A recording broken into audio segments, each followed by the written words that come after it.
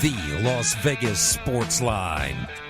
Presented by the Westgate Las Vegas, home of the world's largest race and sports book and the Super Contest. Money won is twice as sweet as money earned. Presented by WagerTalk.com. Superbook USA Tuesday here on the Las Vegas Sportsline.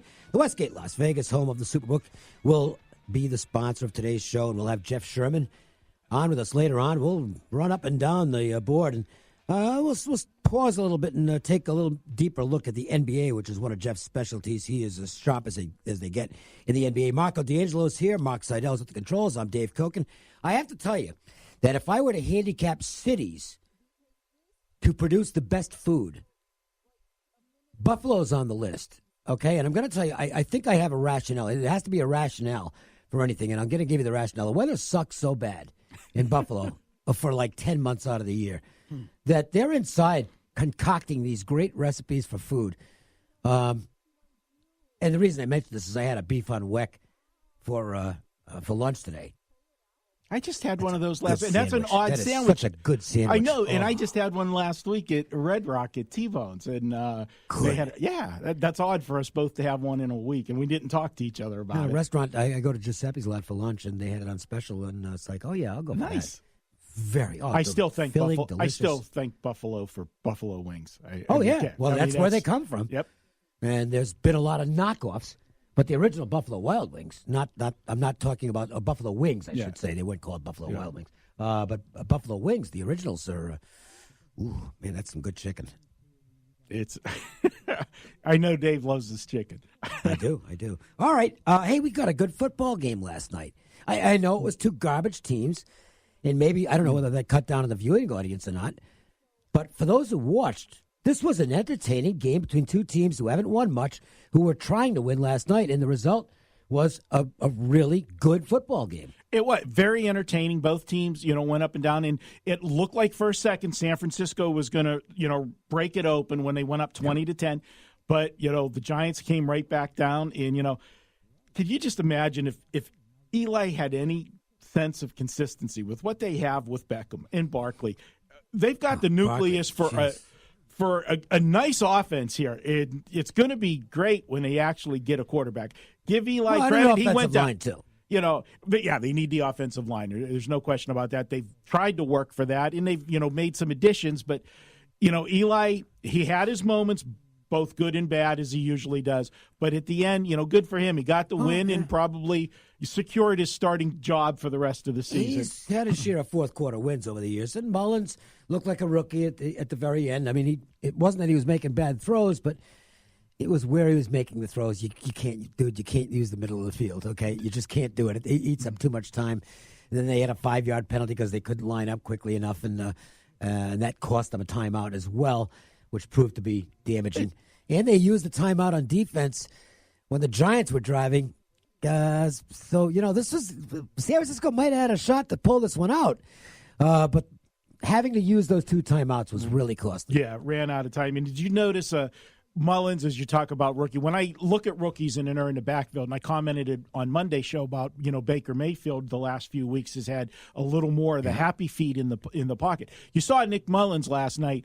That wasn't the Raider defense he was going against this week. Little bit different, and they had a week to prepare for you. So, much different scenario. Bad. Not bad for a guy who, No, let's give him credit. He's supposed to be a It was a fun clipboard story. holder. It was a fun story for him. He got, two national. Think about it. Your first two starts, Thursday Night Football and Monday Night Football, and toast the town. What would have been, obviously it wasn't going to happen, but wouldn't it have been funny, though, if Nick Mullins would have had the same story that Jimmy Garoppolo had last year? Run the table for the rest of the season in some meaningless games at the end of the season, and then create that off-season buzz. What are we going to do? We got Mullins and Garoppolo. Well, I know this. Nick Mullins has now risen to the level of one of those guys who will probably be with like 8 different teams before his career's over as a backup because he can play a little bit.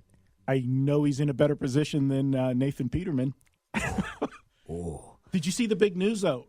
Pittsburgh won a big award today. No. Nobel Peace Prize. Nobel. Oh, that's right. He is definitely here. All right, good stuff. Let's check out some action that's going tonight. MJ Christensen 4 at 4 time.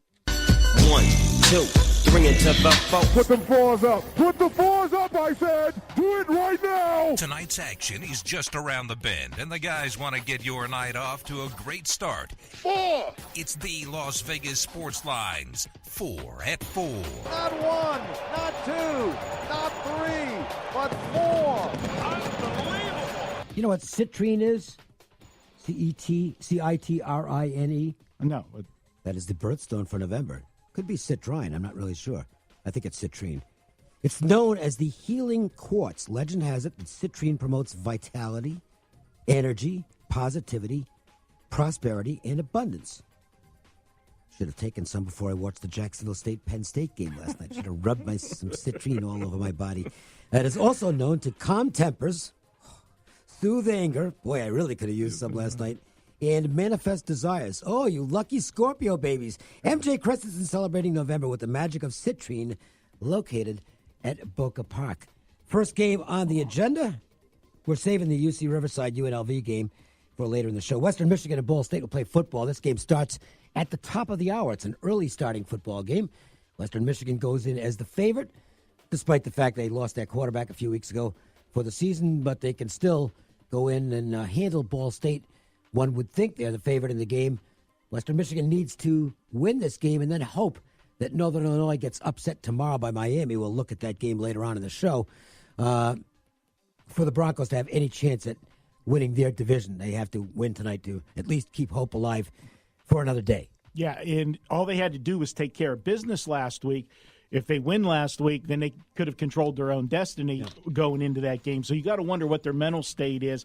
And that was an embarrassing loss. They got drilled. Oh, they got their ass kicked in that game. 59-14. And, you know, when you turn the football over 6 times, Dave, that's going to happen. Well, I don't care how good you are. You're not going to overcome it. The young kid at quarterback is a very good prospect, especially by Mac standards, but he looked like a freshman last week, and he didn't play well at all. And they'll hope to get better out of him tonight against the Cardinals, who are limping to the finish line. Absolutely. And with that said, Dave, the game plan should be just to run the football right down Ball State's throat, because they've got the 97th ranked defense in the country, allowing 4.9 yards per play and yardage per game, 215. 112th. I look at this rushing the football. So why do anything else? And after 6 turnovers, I don't think you want to do anything else. I'm going to look to the under in this game. You've got a 56, and I know anytime you look at any of these MAC games and you utter the words under, you got to hold your breath watching these midweek games. But really, I just don't see them opening up the offense. I see them playing conservative. I'm going under, and I don't see Ball State scoring a lot of points. We got a Fox Sports 1 doubleheader tonight. Starts off with Wisconsin Xavier. I think it's fair to say neither of these teams is at the level they've been previously. They'll still be decent teams, but it's kind of a down year for both of them. There's been some money showing up on Xavier. They are now -1 in this game. I didn't come up with anything. I know that Xavier is not a go-with team right now, but I really don't want Wisconsin on the road either. Yeah, but honestly, Dave, I think Xavier's in a little better shape than Wisconsin is. Wisconsin, last year they struggled. They changed their style a little bit. It wasn't the old, when you look at when you handicapped a game with Wisconsin, you were looking at a game in the mid-50s, Well, what their coach was, that was his style, and it wasn't going to change. Yeah, but it did change last year, and it didn't work out well for them. And I don't see it working out well here. And that surprised me with that early line move this morning, because I saw that too. I've actually seen it as high as 1.5, and I'm going to respect that early money on Xavier. If I play this game, it's not a game that made my card tonight, but I'm going to go ahead and go with Xavier. They did lose 5 of their top 7 scorers off of last year's team, so they got to replace some of that scoring punch. But this is a team that's been good for a long time. They were in the big dance again last year. I think they lost in the second round. I'm going to go ahead and look for them to get this home win tonight. University of Illinois basketball fans coming down with an early case of the sunmo-itis, which is a good thing. It's a good disease to have if you are an Illinois basketball fan. This kid looked great in his debut. He's a freshman, and it looks like Illinois might have found themselves a star. He was the best player on the court in their opening win, and money is shown for the Illini today as they play host to Georgetown in the back end of this Fox Sports 1 doubleheader. Well, when you win your first game of the season by 39 points, money is going to show on you, Dave. And the question with Georgetown, Patrick Ewing makes his coaching debut this year with Georgetown. He's been an assistant in the NBA, gets his first head coaching gig in the college ranks, goes back to where he played. Got to see what they're going to do. Yeah. He was not good at the end of close games last year. Yeah, I thought that his inexperience as a head coach showed in end game situations for Georgetown. They were in a lot of games last year that they let get away in the last 5-7 minutes. So we'll see if the experience of having a year as head coach under his belt is a good thing for Patrick Ewing. I hope it is, because he can recruit talent there and hopefully turn Georgetown back into a power. To do it, though, if we're going to go back to the old Georgetown ways, you would think he would go with I don't know if you can do that anymore. The game's changed. I mean, the old John Thompson style, there's not too many teams utilize that, and you don't have, you've got a shot clock now that impacts that as well. I still think this total, they put it up a little bit high at 155.5 based off of what Illinois did in that first game. I'm taking under in this one is where I'm at on it. And Rick Barnes has got himself a team at Tennessee, but one thing we know about Rick Barnes is he's never been able to kind of seal the deal. I have a feeling it's going to be the same way with Tennessee this year. I think they're going to be a team that sniffs stardom, but falls just short, despite the fact that they have a great roster. They got a top 10 roster, but I think they'll be more like a top 25 team. Sorry, I'm just not a big Rick Barnes in-game fan. I never have been, going back to his days at Providence, and my opinion really hasn't changed.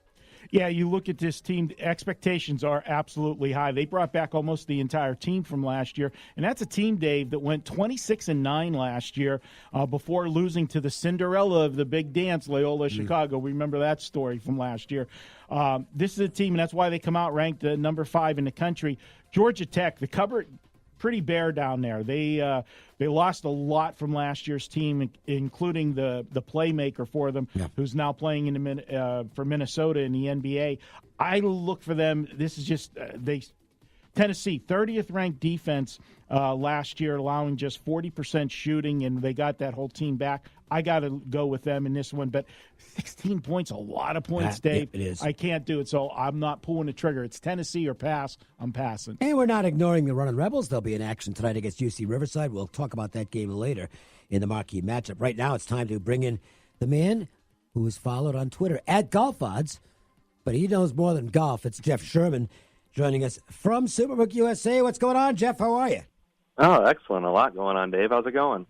Good. And I imagine there are more smiles behind the counter this week than there were last week at this time, because it was a good football weekend for the books and not so good for the bettors this time. Yeah, especially the Sunday morning card. We got off to a really solid start. The afternoon, the 3 games, we gave a lot back, but then the Sunday night game, to have a really good day, we really needed Dallas outright, and lo and behold, we got them to win. So just covering wouldn't have been enough. We needed them outright. So that ended up being a solid day. This is a spot, Jeff, looking at updated futures after the weekend. We had a key injury with the Rams. How did that change things after this week? Well, we've eased the Rams out to as high as they've been in a while at 11-4. They're co-favorites now with New Orleans, who has really risen in the power rating. So the Cooper Kupp injury, the play of New Orleans, we have those two as co-favorites. Kansas City at 9-2. Pittsburgh at 6-1, and eased New England out to double digits now at 10-1. Well, Jeff, it looks like we have a record, a highest ever, coming on this marquee matchup in Mexico City between the Rams and the Chiefs. We had kind of speculated on what the total might be, and to my knowledge, this is an all-time record. Yeah, well, first of all, breaking news, it's not in Mexico City. They're moving it back to L.A. Oh, because of the field conditions? Yes. Oh, I saw yes. that. Okay, I did not know that. I haven't been paying attention to stuff this morning, obviously. Several players were going to boycott the game. They threatened to boycott the game. I saw pictures of the field, and it's like, you got to be kidding me. It looked like a pasture that hadn't been attended to in quite some time. It was awful. All right, so let's talk about where the adjusted line is now. Okay, well, we haven't got it up yet. We're waiting to get the new bet number set up, and it depends house to house. But here at our place and our house rules, if it doesn't take place in the originally scheduled location, then it's a refund. So we've already refunded that game. Okay. We're going to set a new game up, and it